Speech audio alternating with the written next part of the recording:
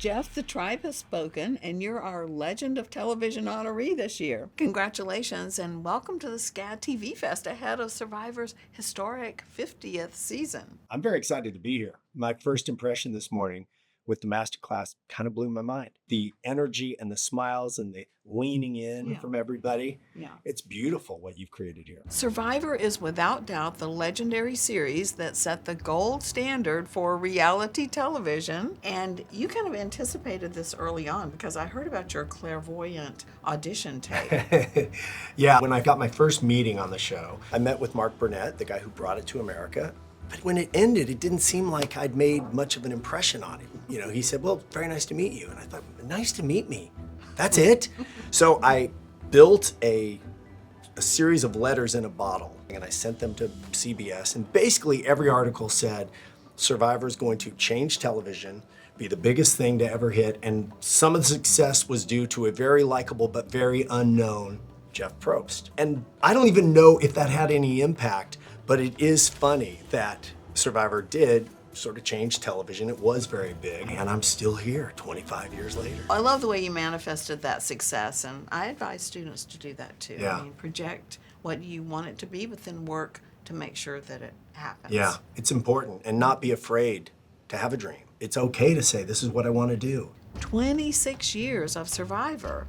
How do you keep it fresh season after season? Survivor's definitely not a job that any of us take for granted.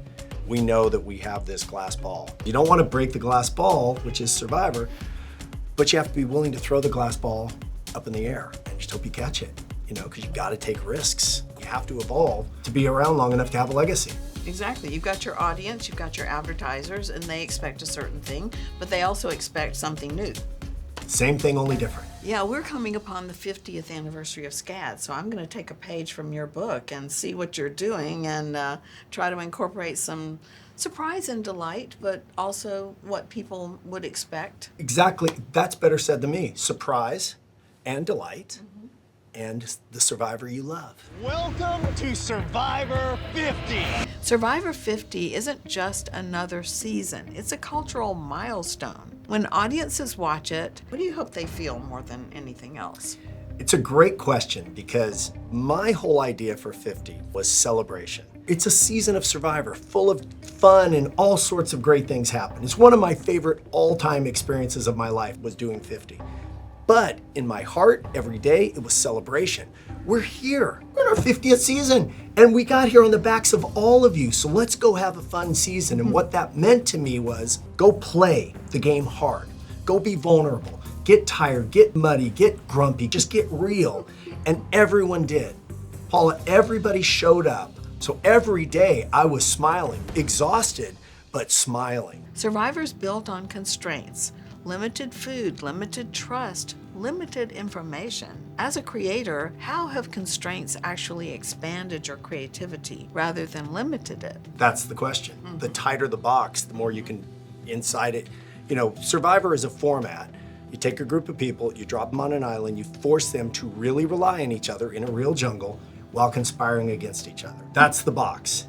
But once you're inside that box, there's crevices everywhere to explore. Your initial instinct is, well, I don't want it to be that tight. I need a little more room. No, build rules for your world. But inside that world of rules, go wherever you want. What are you still learning about human nature? That it's completely unpredictable and that who we front when we are well-rested and in a good mood and the lighting is nice is very different from who we are when no one's around or when we're tired or when we don't feel well. And talk about our box. It's very small. It's a little island with a bunch of people, but man, on that island, all kinds of things happen in terms of human behavior. How do you think it's evolved over time? Because now all your competitors have seen the show, right, and they're fans, I'm sure. Yeah. Well, I think that's a fundamental part of our evolution is in the beginning, nobody understood the game. So we just watched you figure it out. Yeah. Then players start to figure out the game, and then they start to game the game. Now they know the game. So then you have to put something in that they didn't expect, a surprise, a left turn, a detour.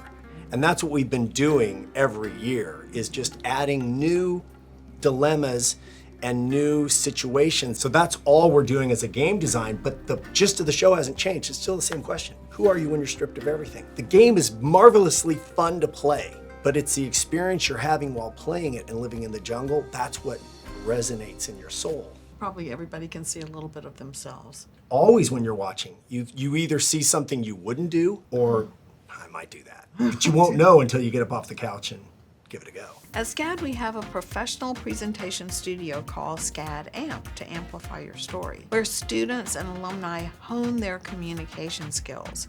And I think we can all learn a great deal about communication mastery and audience engagement from you. For you as a host, is the tribal council the most challenging? I don't know that any particular part of the show is most challenging. I think it's on any given day, in any given situation, what is the most challenging? Because a moment can happen at any point. I think that's the key to hosting. You have to know when a moment's happening. That's the job. It's not reading some line or saying something. You just gotta be aware, and that's where the magic is. You show your heart. I feel my heart. I'm out there. I love doing Survivor. I love humans. I love behavior. I love all of it. So I'm happy when I'm out there. People think it's a put on. Like, how could you possibly still be this happy? Nope. No. I still enjoy it. When I first started, I thought I was going to make independent movies. And I did make a couple. But I thought, I want to be in front of the camera and behind the camera. You directed SCAD friend Matthew Lillard in Finder's Fee. He has nothing but glowing praise for you. He said, I love the dude. I haven't seen him in 20 years. I still love him. But he also was talking about that you never cracked under pressure, even when the set literally burned down. Yeah. And you never hesitated to give clear direction, even to legends like James Earl Jones.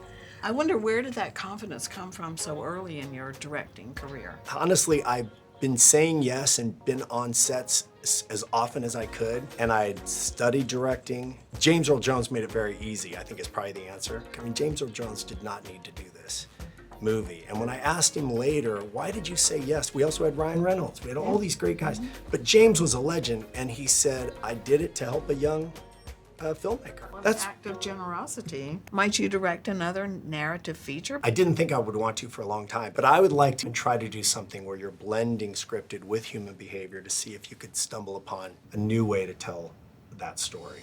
You have a book coming out, Survivor Forged by Fire. When it hits shelves this year, what will we learn from this epic book of adventure? Well, this was actually a book that was designed to try to take you inside what it's like to do Survivor through photos. So we have like 1,000 never before seen photographs. And so that's the idea, is it's kind of a collector's piece because it's a cool book. And we really just wanted to celebrate 50 by saying, if you'll never play, take a read, take a look through this, because this is what it's like. That's what fingers look like that have been in the jungle in the rain for 4 days. Those kinds of feelings. And I think we did it. We've worked a year and a half on the book, and I'm really proud of it. It's kind of a legacy book. I doubt we'll ever do another one. This is the one. Quinn asked you this morning about your legacy when the tribe has finally spoken, whenever that day comes. What do you hope people will say about Survivor? And you talked about authenticity. Yeah, that's what I'm into Survivor about. That's what still attracts me to the show, is humanness. When you really strip all of us down